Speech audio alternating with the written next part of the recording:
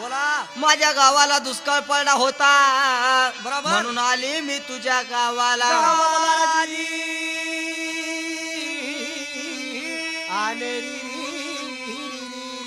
भाऊजाने दुरून ननीनबाईला पाहिलं पाहिलं ती म्हणाली की चंडाळीन माझ्या घरी आली बरं महाराज हा. आताच्या आता कधी नाही काढलं तर माझ्या जीवाला काही ना काही करून घेणार बरोबर. आणि माझ्या माहेराला निघून जाणार अरे वा तेवढा त्याने शब्द ऐकला बरं आजकाल जमान्यामध्ये बहीण प्यारी नसते आईबाप प्यारी नसते बायको प्यारी असते बरोबर आहे तो म्हणाला काय राणी तुझ्या जीवाला काहीच घाबरू नको बरं आताच्या आता माझ्या बहिणीला मी काढून देतो हा बायकोची बुद्धी ऐकली हा आणि बहिणीला 5 लाथा हाणल्या बरोबर. बहिणीला म्हणाला हा की ताई बोला माझ्या घरात राहू नको आताच्या आता तू निघून जा बरोबर आहे ती म्हणाली की दादा नाही 3 मुलं माझ्या संगतीला आहे 3 दिवसापासून अन्न आमच्या पोटाला नाही बरोबर मुलं बोलणं हो करे त्यांच्या